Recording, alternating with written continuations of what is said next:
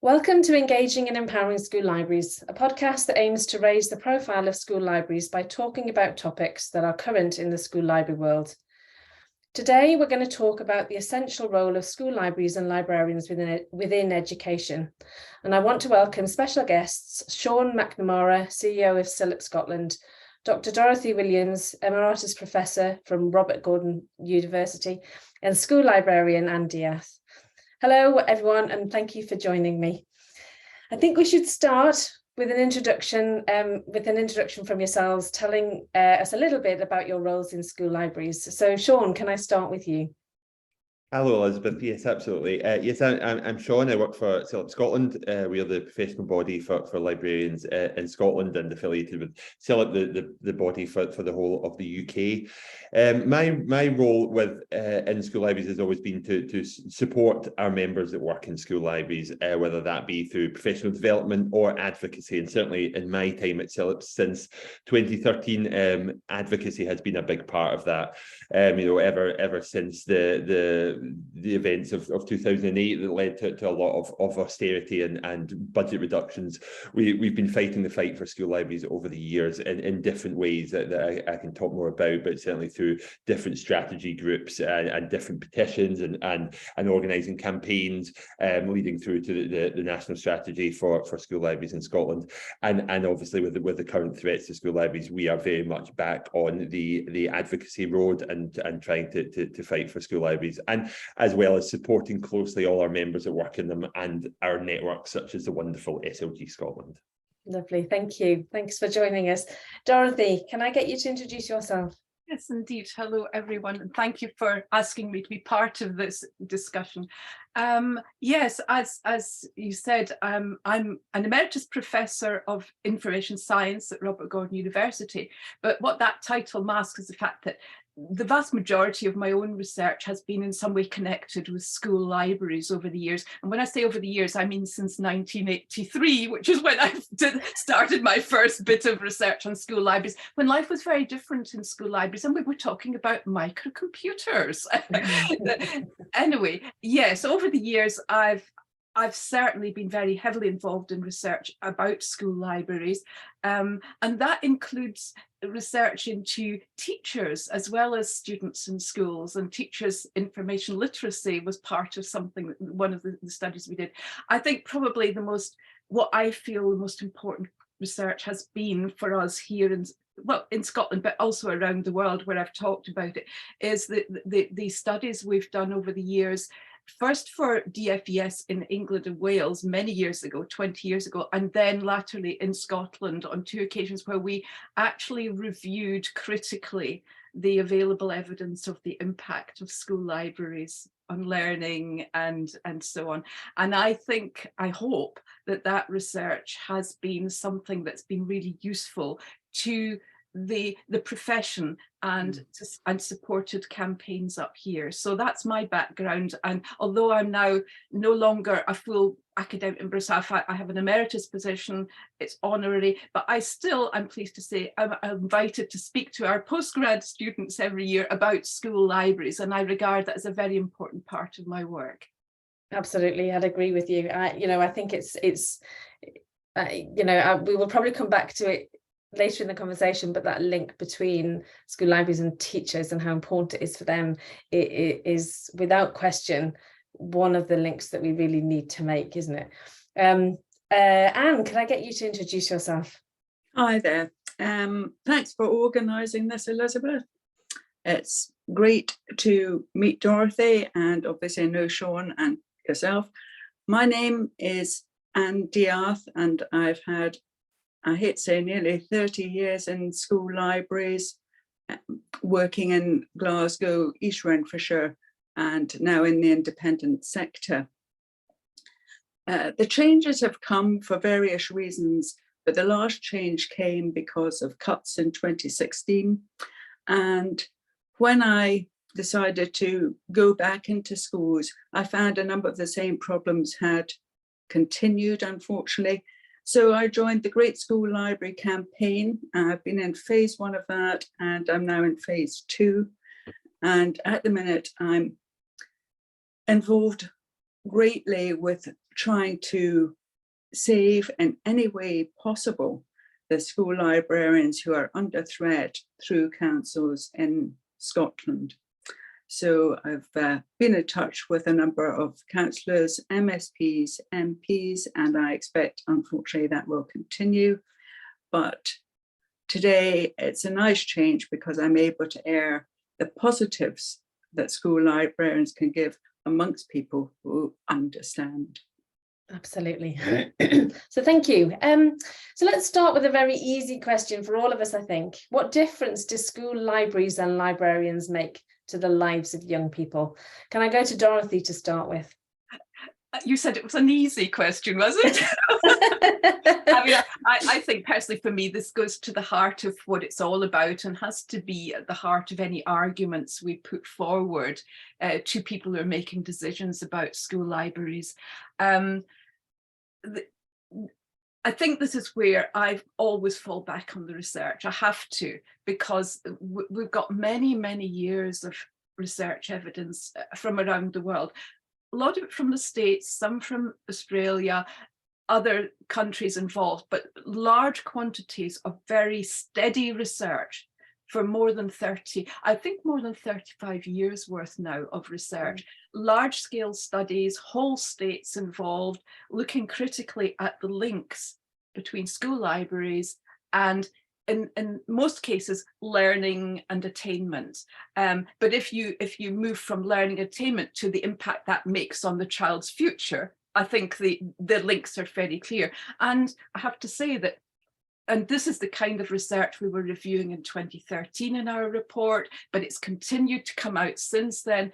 And that research, the large studies where they're correlating test results from standardized tests in a whole state situation against school library provision, there are some extremely clear messages, and they're consistent messages over time, that school libraries make a difference to a positive difference to attainment, and helping, they're associated with increased attainment not only in reading and language arts, but also in some subject areas. They've tracked those. What each state tests for is different at different stages, so you can't lump it all together. But there is a consistent message that the presence of a school library means that young people attain higher performance over their academic life, or their school life rather, that they contribute to not only their ability to pass tests, but we've also got evidence from quite large scale work that people like Ross Todd have done in the States in the past of the impact on what we'll call learning skills and information literacy, the ability to learn independently, to understand how information works and use it to develop your knowledge base. And latterly, although we don't have the same levels of really strong big research in this area yet, that will come, it's started to come through, but well-being, the libraries' role in well-being, we know that it's always been something that libraries have been able to provide in terms of a safe, nurturing space. We're needing more research in that area to show the actual impact. But nevertheless, people like Margaret Merga in Australia are now really seriously tackling the research base that will tell us how the library contributes to well-being. But even the small studies we've got talk to us about things like confidence, self-reliance, self-esteem. These will all be having impacts on well-being, on health of young people. So we've got research that tells us an awful lot about the positive benefits of shall we say, a good school library. And those benefits at school age level will be the things that connect with where that child goes next, their ability to learn continuing through life, their openings to higher education, confidence in the workplace. These are the sorts of things one would expect to spin out from those achievement levels. So really, we should have no doubt in our minds and can have no hesitance in providing that evidence to decision makers that school libraries make an impact, not just on the school, but on the child. And I think for me, that's a really important thing to bear in mind. Absolutely. And I think as well, the recent worry about things like ChatGPT coming along, especially for those schools that are working with teaching to the test. I do believe that actually there's an opportunity for school librarians, particularly in helping that critical thinking and engaging more within the curriculum in ways that schools maybe haven't thought of before. And I think this is, we're at a time in history, I think, which is really potentially quite exciting, because it's going to open the world to not just having to teach to the test, allowing children to think for themselves, moving them forward. And school librarians, having had always done that, it's going to make such an impact and a positive one in ways that we've not thought of before. Sean, what can you add to that? That was such a good answer. Yes, I can't top that, and certainly Dorothy, what she mentions around that research is still so important to our advocacy, and I'm really looking forward to seeing some of the other research coming through, because to provide that evidence base is incredible. But we, through our work all the time, see that unique role that the school librarian has. And I think you're quite right, Elizabeth. It's that ability to do something that no one else in the school really can, whether that be navigating new technologies or just simply creating a safe space, supporting attainment is a key role, supporting the curriculum throughout, but also just providing access to reading for pleasure, which I don't think is necessarily going to be found elsewhere. We've seen a number of school librarians win School Librarian of the Year in past years from Scotland, which has been wonderful to see.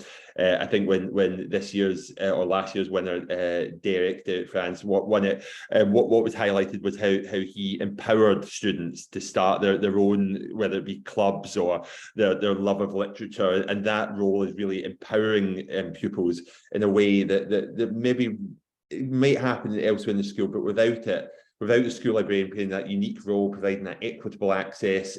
We saw it during the pandemic. School librarians came to the fore. They provided online book clubs and a whole range of other activities that really supported pupils in that pastoral way that maybe wouldn't happen elsewhere. It certainly can't be replaced by a book vending machine or even teachers. I certainly would never demonize a teacher that's had to take over a school library because there's no other choice, but it should not happen, and it would not do the same service or pupils. The school librarian is a skilled role, and all the different things that they do are just too important to lose. I think if you look at any independent school, they staff their school libraries well, they fund their school libraries well. That says it all. That shows that when the money's there, it's one of the things that gets well supported and well resourced, and therefore should happen everywhere. Absolutely. I was just talking to a head teacher the other day, Peter Middleton, who private school setup is one of the first things he did was make sure his school library was functional and working well, and it does take money. Can I bring Dorothy back in? Yes, there was just something I wanted to say in response to Sean mentioning reading for pleasure. And I think the one thing we know from UK-based research and the National Literacy Trust research is that encouragement to read for pleasure is going to have an impact on academic achievement, because they have tracked and shown the link between children and young people who read for pleasure and their attainment in subjects like maths, which is not the most expected knock-on effect, but it is such an important part of the role. And I think again, as Sean said, not something that can just be easily taken on. I'm sure later on we'll talk a bit more about why it is these things make a difference, and how that impact works. But reading for pleasure is a really important part of it. And I'm not sure I would agree with you, however, that all independent schools staff and fund their libraries as well as they could. I know of examples they could do better, but let's leave that one aside. Absolutely. And one thing that Sean said, and I need to pick up on, is the fact that, when teachers do take on the role of the school librarian through usually no fault of their own, you know, we know how busy teachers are. You know, actually expecting them to do another professional role alongside their own is just unbelievable, and neither roles are going to be done as well as they can. So, you know, I think what we need to raise awareness of is that if you are asking a teacher to take on the librarian's role, how can they possibly do their teaching role as well? But that's just something to think about, you know, in the big ether of this conversation. And you currently work in a school library. Do you obviously see the difference it makes? Yes, I'm lucky because I've also crossed sectors, and I've had experience of working in primary, secondary, and now independent. And I would say the difference is amazing, really, especially through the pandemic. We offered in the independent school I work in Glasgow a service for pupils where it was possible they could come and collect books, but also the library was open. And we had quite a lot of pupils who had to book to come in, but they wanted that change of space. They wanted a safe space. They wanted to see other people. They wanted to kind of get their lives back. And the library was able to give them that experience. And I really think that's incredibly important. We don't really know what goes on behind the lives of so many of the pupils in our care. All we can do is be there for them to help them cope with the reality that they are in today. And that's ever changing. The school librarian is so well qualified to do that because they link with all agencies within the school, with other school departments, outside agencies, and general pastoral care. If you take the school librarian away, there's nobody to do that job. Absolutely. And I think really school librarians work with so many pupils.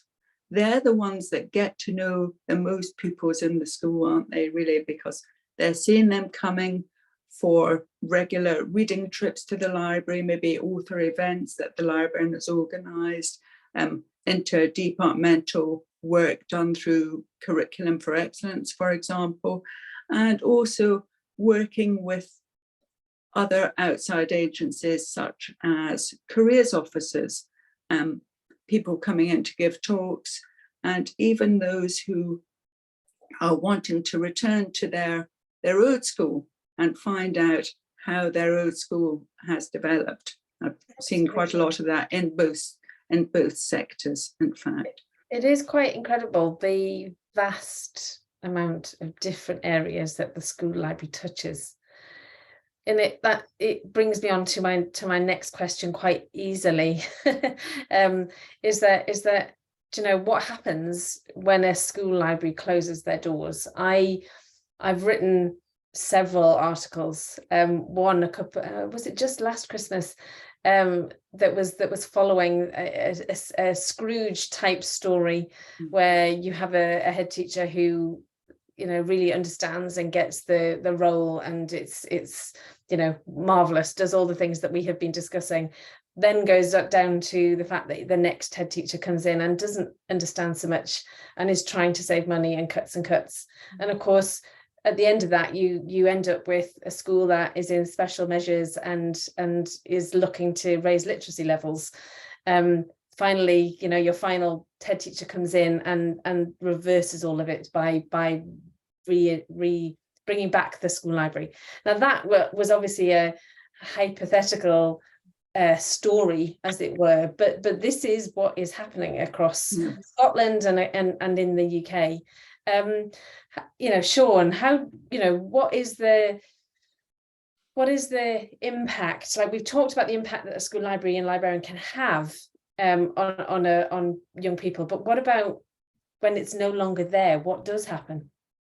Yeah, I mean, the impact can be huge, you know, without that person who can, you know, not only maintain a working library and have books. You know, we've heard we've seen in North Lanarkshire where they've removed all the school librarian posts, and we've already heard stories about some of the libraries being, taken apart or being repurposed for other things, despite the intentions that was not to happen.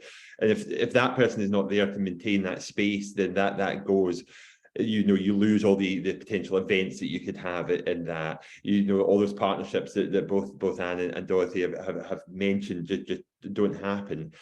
And we've never been in more of a need for media and information literacy or any other type of literacy. You can mention that the school librarian supports all those programs that a school librarian can run that can supplement the work of the teachers. If that just goes, then it's a huge gap. In Scotland, UCAS really recently pointed to a growing attainment gap. Literacy rates are still a challenge, and a key priority in this country is education, but that education loses some of its value, or a big part of its value, if you don't have school librarians supporting the excellent work that's going on within the teaching staff to support people's education. Absolutely. Dorothy, can I bring you in? Yes, absolutely agree with everything Sean's just said, and it might not surprise you to know that I'm going to go back to the research for a minute here, because we actually can lay evidence in front of decision makers about what happens when you don't have a school, particularly a school librarian. Some of the research in the States has actually shown and tracked drops in attainment and increases in attainment amongst young people in schools where over 2 time periods they've either lost or gained library staff. So that was quite early evidence that there's actually something really some hard evidence that supports the fact that you need to have that person there. But I think the most significant thing that came out of those 35 years of research, when those studies that look at attainment compared with school library provision break that school library provision down into the factors that make the difference and to create the positive impact, the one that stands out time and time again, comes through consistently over that time period, is the presence of professionally qualified staff. Having staff at all is helpful, but the presence of the professionally qualified librarian and the relative amounts of time you have of a qualified librarian directly correlate with increases in attainment or decreases if you haven't got them. That's just, it's the presence of this professional post, and it goes back to what we were saying a few minutes ago. This is a significant post. It is not a caretaker role. It's not even a support role. I get a bit irked sometimes when we've all been talking about support for the curriculum. And in my eyes, having seen the evidence, the role of the professional school librarian is not a support role. It's a very active development role. It's a development of the learner and the teacher. Teachers are learners too for librarians. And I think that kind of role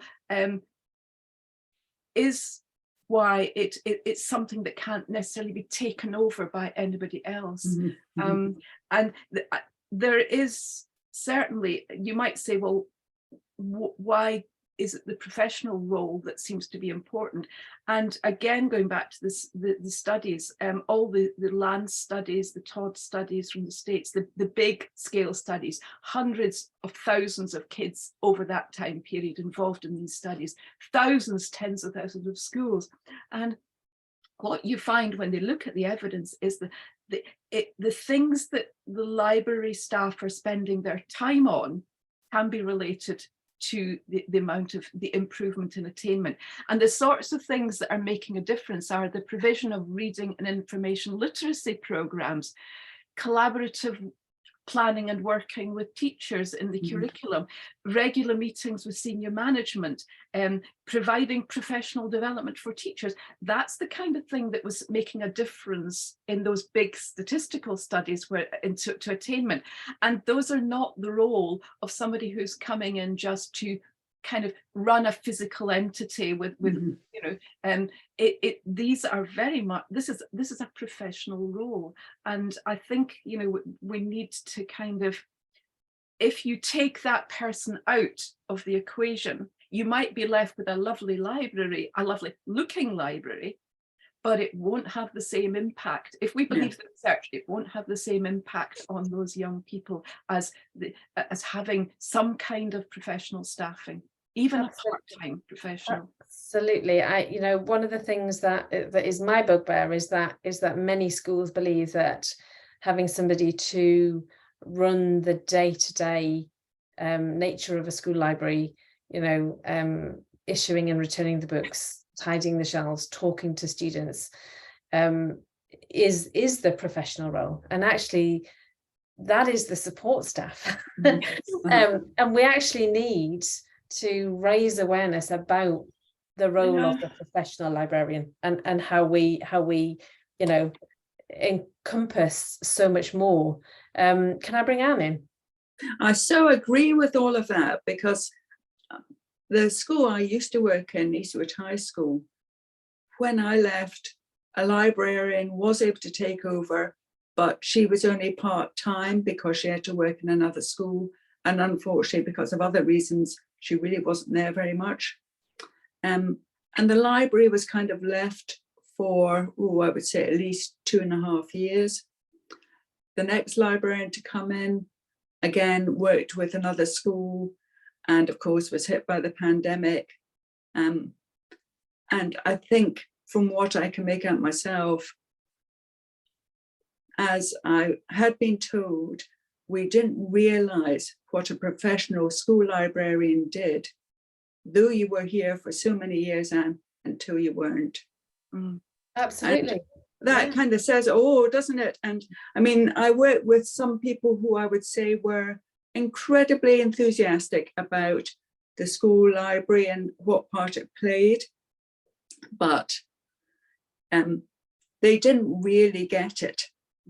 And I think what you're going back to is the fact that there's a need for education, and I find it really sad that within the teaching profession, the staff that come through are not trained on what to expect when they end up in a school and that has a school library and librarian. There's no expectation, and that's really sad, because actually at that point every school librarian is having to train every teacher that comes through their door.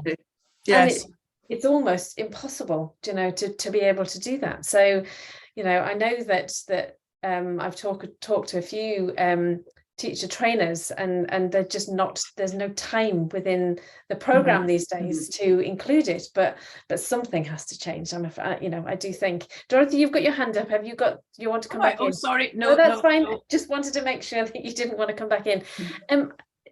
But this is really interesting in the fact that, we're talking about the attainment gap and supporting levelling up, but actually if you remove these specialists, how are they, it's almost, you're talking about two different ends of the spectrum. The specialists that can support levelling up and stopping the attainment gap are disappearing. Anne, can I bring you back in? I so agree, and I never really understood why the authorities, who I'm calling on here, have even thought of taking school librarians out of schools, because on the whole, it is one person who is working within the school. I would love to say that school librarians are incredibly well paid, but yes, well, I loved it. I've loved my time because it was a job that I could develop, and I can still do that today. And I think that's fantastic. And I love working with young people because they are so positive. In this difficult world that we live in, they don't have that. When they come into the school library, it's just they want a whole different world, and we can give that to them. So I think that's great. Actually, but I think that you've just made a very important point, is the fact that we're talking about the small saving that you're going to make by removing a school librarian, compared to the actual impact that a school library and librarian can make to the whole school, it just doesn't add up, does it? No. Sean, can I bring you back in? Yeah, I mean, I actually was going to say pretty much the same thing. As we've talked about, the role of the librarian is fundamental to the education process, and to lose it is so often actually a small saving for a short-term budget process, which is going to have a long-term impact. And the chances of bringing a school librarian back once the post is gone is very low. And so what you lose, I mean, I think at the moment we've got a few things at play in the budget proposals. East Renfrewshire are proposing to remove their school librarian posts, and that's being consulted on at the moment. I think that equates to, I think I'm right in saying, around 0.9% of their total expenditure for education. It's a tiny amount of only one section of that council budget, but as we're talking here, the impact will be far bigger. And I know, I mean, it's with the caveat that the local government funding picture at the moment is perilous. It's very, very difficult. And when we are arguing for one thing, we know that the money will have to come from somewhere else, and that's a much bigger conversation that has to happen. But the saving, what we hope and what the point we try and get across to councils is the impact, I think, is misunderstood sometimes in the council and even within the school of what impact that school librarian can have when you actually map it against the salaries that you're actually saving if you do remove these posts. Absolutely. And I know that in England especially, there's been a transition away from professional posts to non-professional posts, I suppose, and schools are getting what they imagine school librarians do. So that role of somebody, like I just said before, issuing and returning the books and being there to run the library. Is there an opportunity missed in educating the powers that be in the difference between those two roles, do you think, Sean?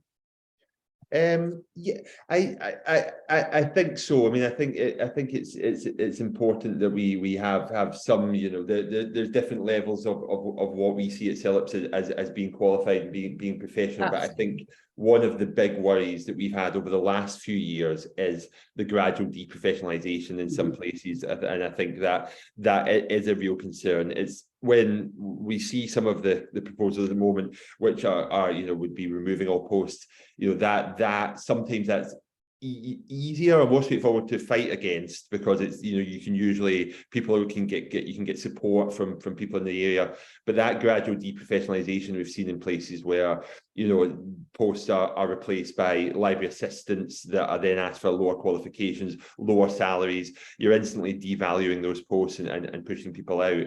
And certainly it's tricky. I think we do a lot where we are educating the powers that be, but then council elections come along, new councillors come in, you have to start again with that process.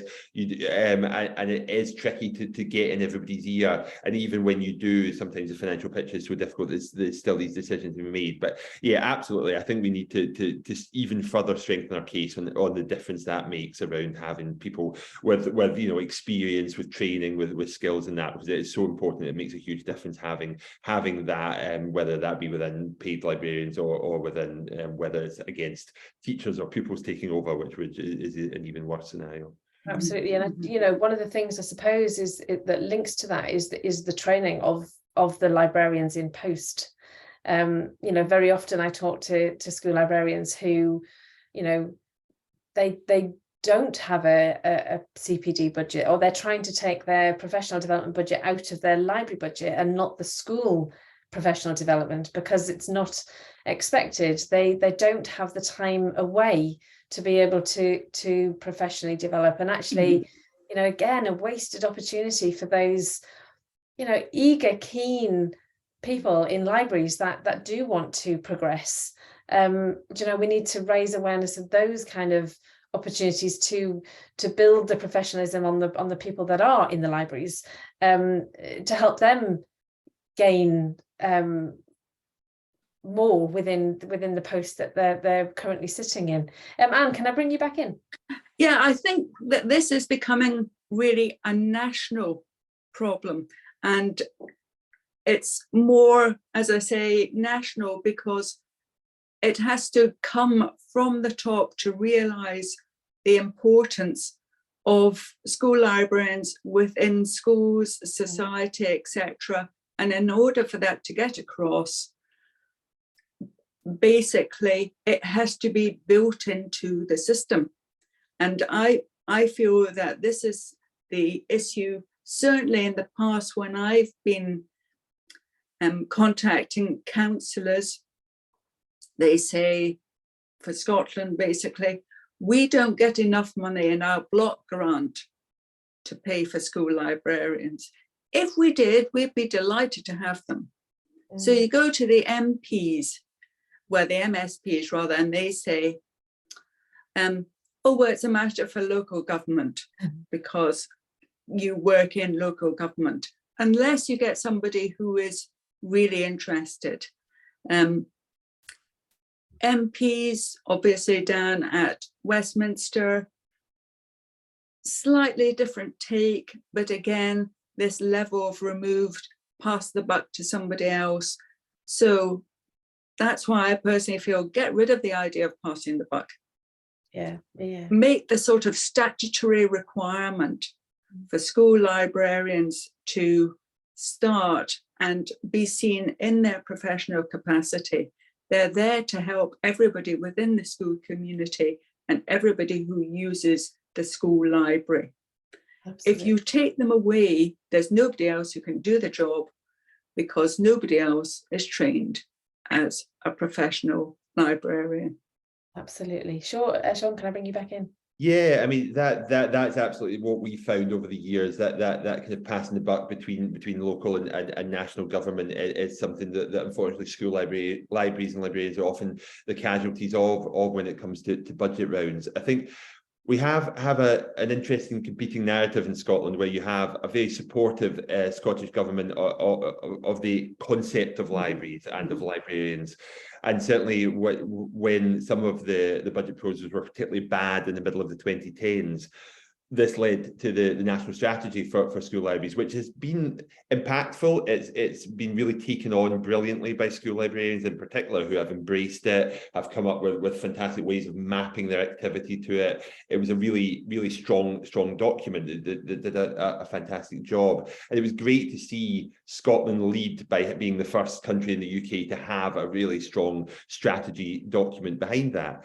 And I think, in those years between 2018 and now, there has been some reductions in school libraries, but the tide was stemmed somewhat. There has been fewer and fewer cuts for a number of years. We've also seen some fantastic additional funding go in through the School Library Improvement Fund, which has funded some really, really interesting, innovative, fantastic standalone projects. So you've got that funding coming from national government.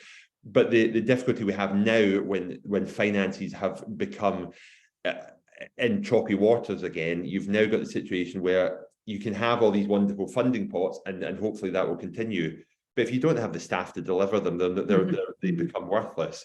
And it shows you just how quickly, when budgets become under pressure, suddenly you start seeing a few authorities proposing removing school librarians entirely, and how quickly that positive direction of travel influenced by national government can quickly start to just lose momentum because you've got real major cuts being proposed in places.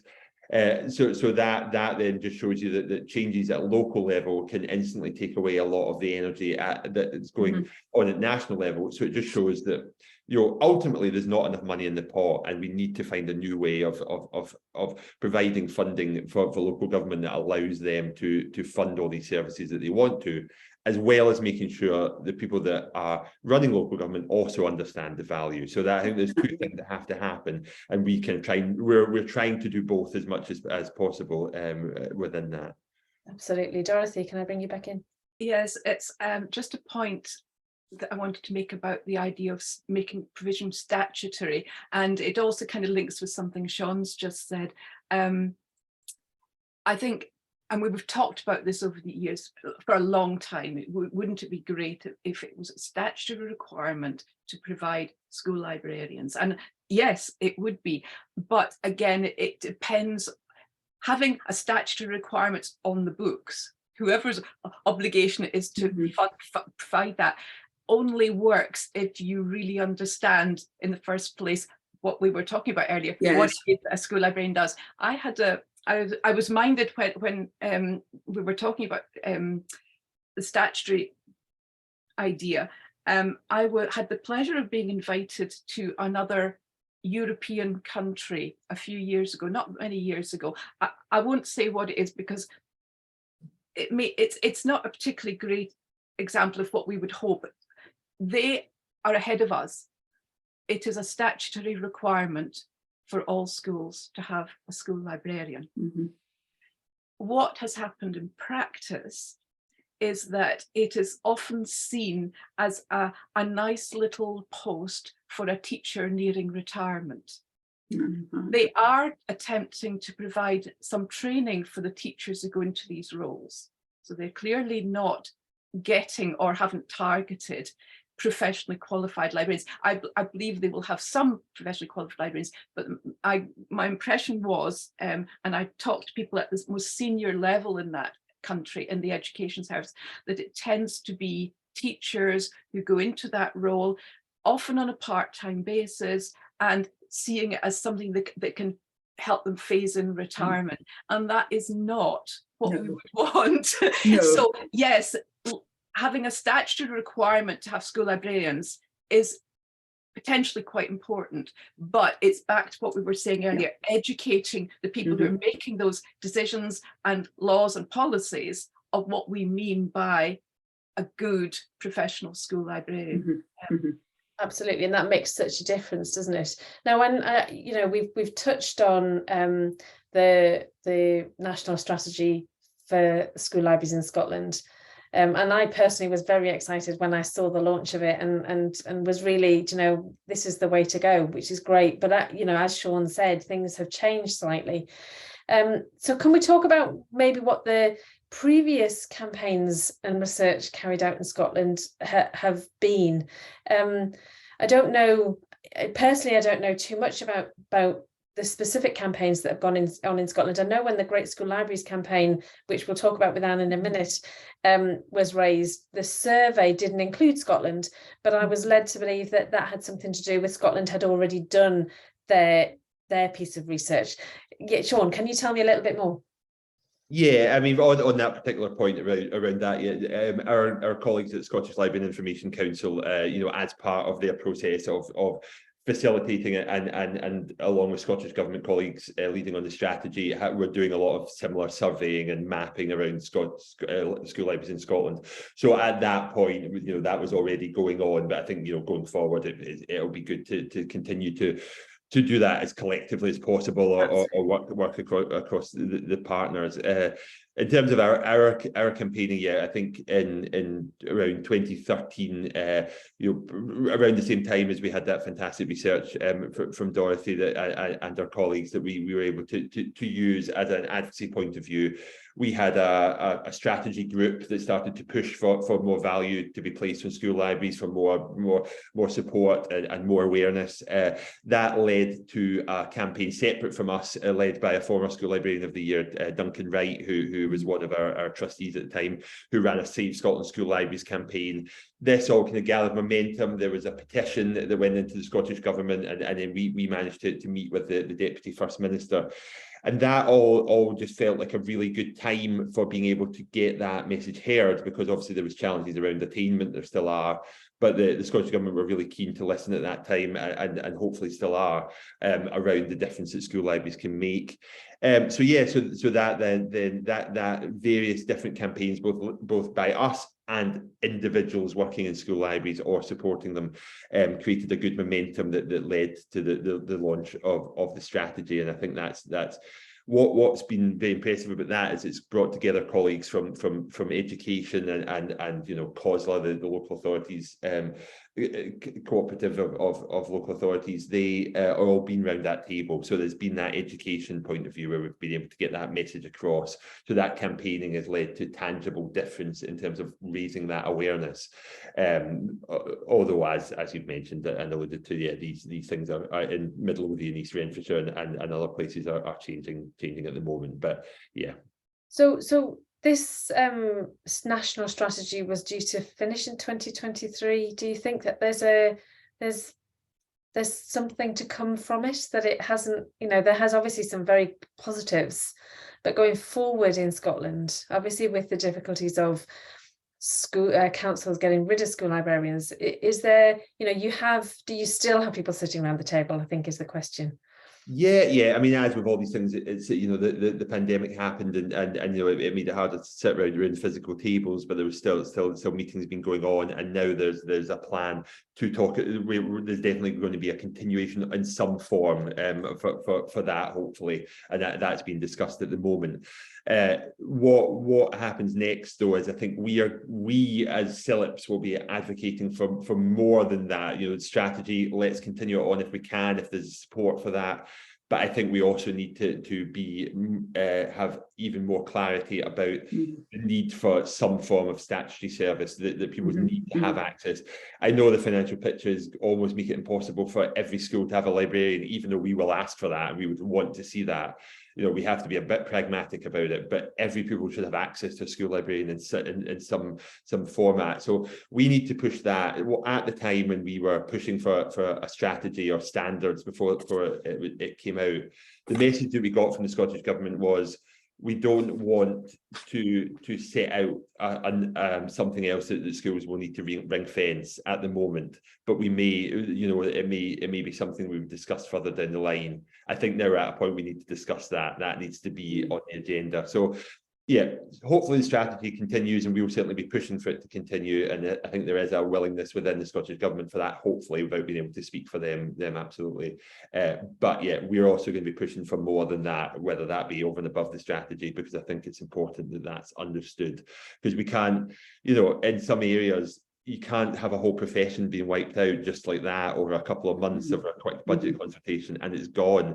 That can't be right, and that has to be something we've always been fighting against. But I think we need to put the foot down on it even more and try and push for that. And one of the things to point out, I suppose, at this point is the fact that it's the students that are suffering the most, and usually in the areas where we talk about school libraries not being available in areas of deprivation. I think one of the Great School Libraries survey results came back saying that it was those areas that had students had least opportunity to access books and reading from school, and actually these are the children that have no access at home, or they've got no internet access. So removing school librarians across the board is really impacting on those students in particular. Dorothy, can I bring you back in? Yes, no, just a very brief mention. In my mind, I keep going back to the evidence, and we've had evidence for some years, albeit unfortunately not from the UK, because these kind of studies haven't been done here, but there is evidence from the States of the impact of school libraries on areas of deprivation. There was an interesting study, certainly way back in 2011 in Pennsylvania. They were tracking the greater benefits particularly to young people living in areas of deprivation from having a school library. They were proportionately benefiting more than others. But in Washington in 2015, I think it was, I'm looking at a note here. Let me read this statement out to you, because it appears in this is actually quoted as Keith Curry Lance reported it in one of his documents. One key factor distinguishing high-performing, high-poverty schools, that phrase is used to describe schools in areas of deprivation. So one key factor distinguishing high-performing, high-poverty schools from low-performing, high-poverty schools is the quality of the school library provision. Wow. And that's good. It's just a big study, thousands and thousands of kids' achievements being looked at. So there is evidence in some of these studies about the particular impact on things like areas of deprivation. Young people coming from, you know, less well-off backgrounds are potentially needing their libraries more, and it is possible to provide that. But those words, the quality of the school library provision, are important. It's not just, oh, let's put money into some books on a shelf or whatever. We're talking about good quality provision. Yeah, yes, we need to put that in front of somebody. Anne, can you tell us a little bit about the Great School Libraries campaign? I was involved in the first phase. So can you just sort of fill us in with what is currently, you know, what the campaign is about and what it's hoping to achieve? Well, Elizabeth, the campaign's kind of carrying on, including the items that we did in phase one, the sort of collection of superb work done by school librarians. But it's also looking at the managerial side of that. I guess coming back to the whole professionalism aspect of the post. And what we're trying to collect is up-to-date data about, again, how many basically professional school librarians are working in the UK, in all the devolved nations as well as England, and their level of success. There's going to be in March a launch of phase 2, and that's actually going to be down at the House of Commons. So that'll herald what we've got going. Each member on the committee that I'm on has been asked to take part and do a number of things if you possibly can. And one was creating a letter for MPs, MSPs, and so I kind of went off, pieced a bit and developed that. And I feel I've had a great deal of backing on that. I think people who are more aware of the power of school libraries now realise, as Sean said, sadly, if we go on the way we are in Scotland, we're not going to have any school libraries in the comprehensive sector unless they're run probably by non-professional staff. I feel personally it's going to show the difference between the independent, so those who have money and those who don't. I can't see that I don't feel that's right, but that's what I see is happening.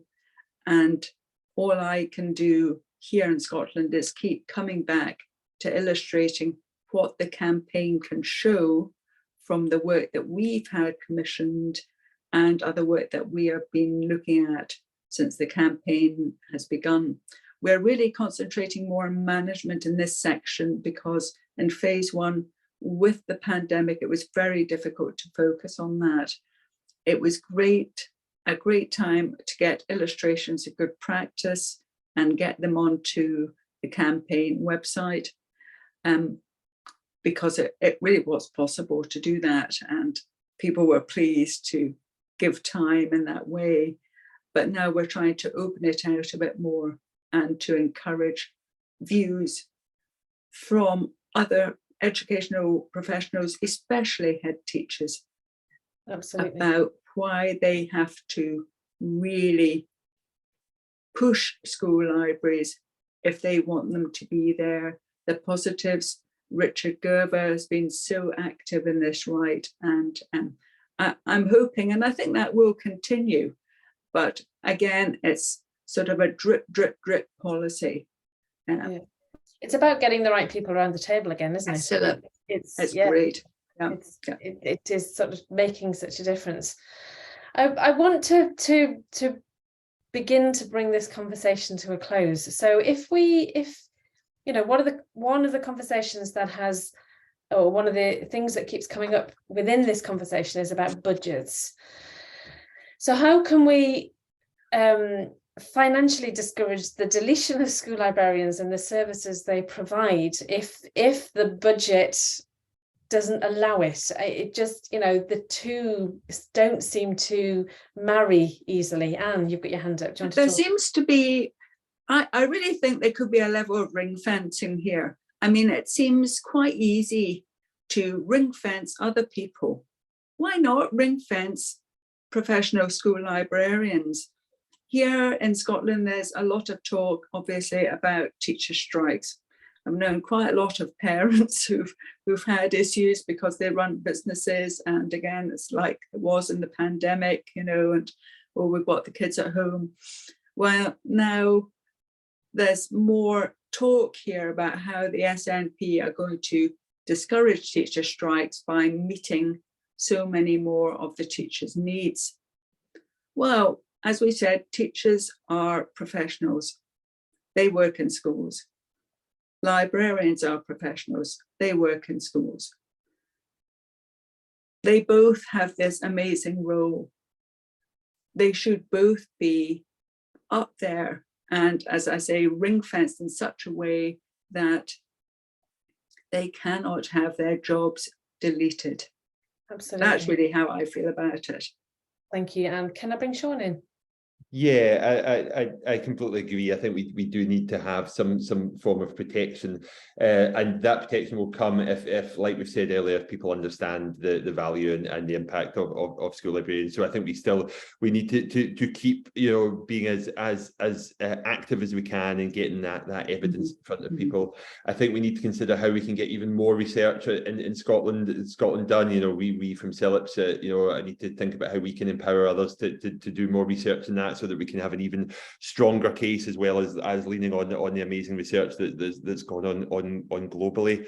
And we need to just get that message across. We also need what makes a real difference. We can talk about it for as long as we like at CILIPS, and we'll be willing to do so to anyone who wants to listen. But we need to get as many parents and pupils active and supportive of school libraries as possible when it's happening in an area.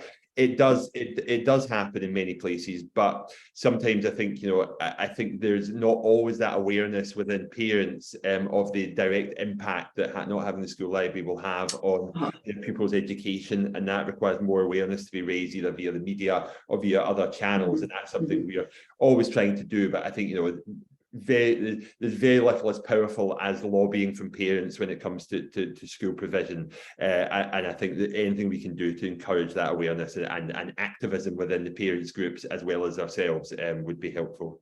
Absolutely. And regularly, I say, when you can, you write as often as I do about the role of the school librarian and try to advocate for the role. It's far more impactful if it comes from somebody who's a teacher or an educationalist or somebody else, because it's not a librarian talking about how important librarians are. It's that next level, and that's one of the better ways to support school librarians going forward, I think. Anne, can I bring you back in? I think, though I agree with what you're saying, Elizabeth, I think librarians on the whole find it very difficult to advocate for their own jobs. Yeah. And that's a major issue. Before I left East Renfrewshire Council, I spoke to basically the PTA, and I was really pleased that I had that opportunity to do that. I think that came about because I had a great deal of support in the school. Yeah. I don't know how many other people would get that. I wouldn't say I'm a particularly pushy person, but I've been told by lots of people that I constantly go on about school librarianship. But as you say, Elizabeth, the happiest time I get is when a pupil who I've known comes back to me and said, "You've made a difference to my life." Absolutely. I mean, it really, I just feel that everything is worth it.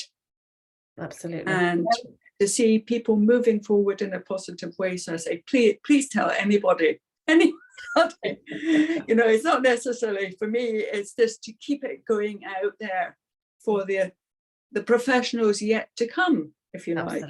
Absolutely. If we don't speak now, then what is the profession going to look like in 20 years' time? Absolutely. So I'm going to ask one final question, but before I do, I'm going to take the opportunity to do a little bit of promotion and talk about the fact that I provide membership to any schools who are looking for ways to boost independent learning, literacy and wellbeing through your school library. If you're not sure how to make this happen, my membership programme offers training and support for school librarians and teachers and creates the opportunity to engage across the curriculum. You will be able to find more information in the link in the show notes below. So finally, what is your final message for those who are considering the closure of school libraries? I will start with Dorothy. Okay. Well, I mean, my message would be one that just follows on, I hope follows on logically from everything we've talked about. If anybody is thinking about closing down posts, it's not the school library that really makes a difference to young people's lives. It's the school librarian, and all the evidence we have tells us that is the case. It's not to say, and we know, again, we've got the evidence that having the physical entity isn't helpful. We know that having a variety of good resources flexibly accessed and using the technology to allow teachers and pupils to access flexibly, all of these things do make a difference. We know that the provision of programs and introductions for teachers to new resources all makes a difference, but the single key factor we keep coming back to, because it's there in plain sight in the evidence, is that it's the presence of a professionally qualified librarian. So that would be my message. It's not the library that makes the real difference, it's the school librarian. Thanks, Dorothy. Anne, can I ask you the same question? Yes, it kind of links on to Dorothy's.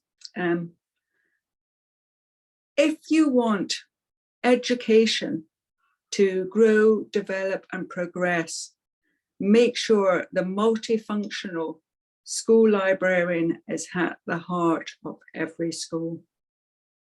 Thank you. And Sean?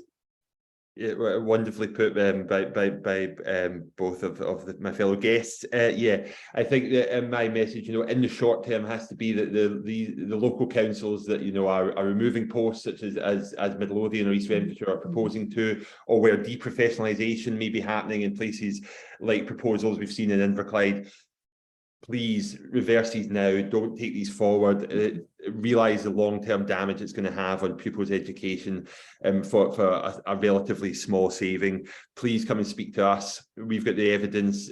Others have evidence as well that can show you why that would be an incorrect decision. But ultimately, longer term, we also need to have an overhaul of how school libraries, public libraries, the whole system is funded, and we need people to look at that, the whole picture, and think about what kind of country we want to live in, and what role school libraries can play within that. But change these short-term decisions before it's too late. Thank you. So thanks for joining me today, Sean, Dorothy and Anne. It's been really interesting to chat with you. I hope that we've managed to get some people thinking about the essential role of their school library and librarian within the educational process across the curriculum. Every child deserves equal opportunities, and this is why we must do all we can to ensure school libraries and librarians are part of every school going forward. Don't forget to subscribe to our podcast, and so you don't miss out on further discussions. Thanks for listening, and good morning. Thank you.